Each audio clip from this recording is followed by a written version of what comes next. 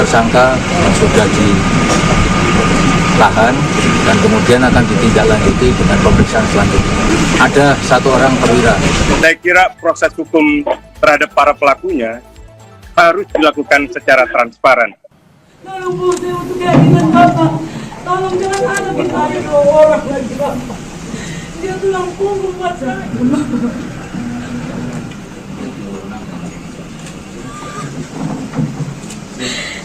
Saya ulang tahun bulan depan.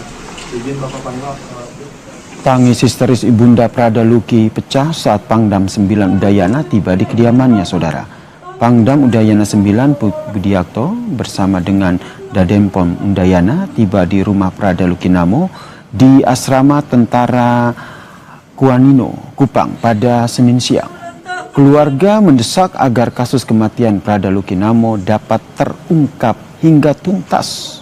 Tolong Bu, saya untuk keadilan Bapak. Tolong jangan ada kita ada 2 orang lagi Bapak. Dia tulang punggung buat saya.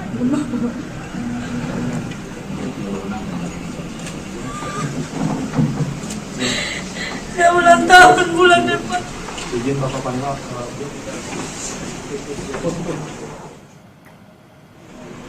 Berdasarkan penyelidikan dari tim investigasi, jumlah tersangka kasus kematian Prada Luki Namo kini bertambah menjadi 20 anggota TNI. 1 diantaranya merupakan seorang perwira TNI. Atas kasus dugaan penganiayaan yang menewaskan Prada Luki, TNI akan memproses kasus ini secara transparan dan mengedepankan keadilan bagi Prada Luki Namo.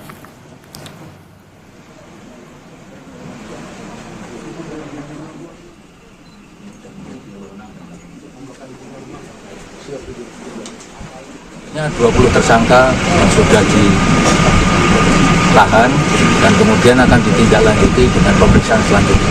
Ada 1 orang perwira. Saudara, 20 anggota TNI resmi ditetapkan jadi tersangka kasus dugaan penganiayaan yang menyebabkan Prada Luki Namo tewas.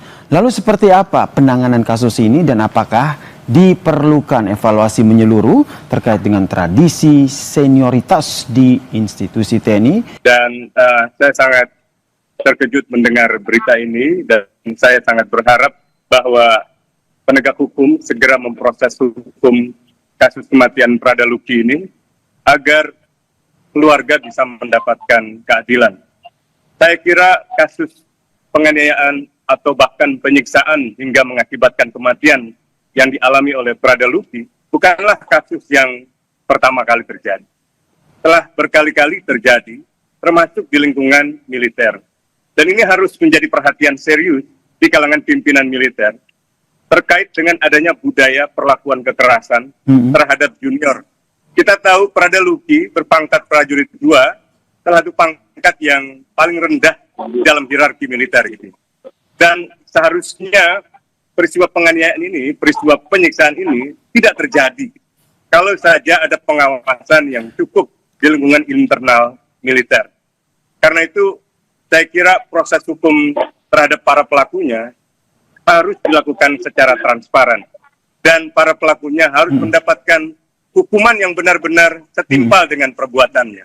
Jangan sampai seperti kasus di dalam mahkamah militer di Medan yang belum lama ini justru mengecewakan keluarga korban karena peristiwa pembunuhan dengan penembakan justru hanya dihukum secara ringan.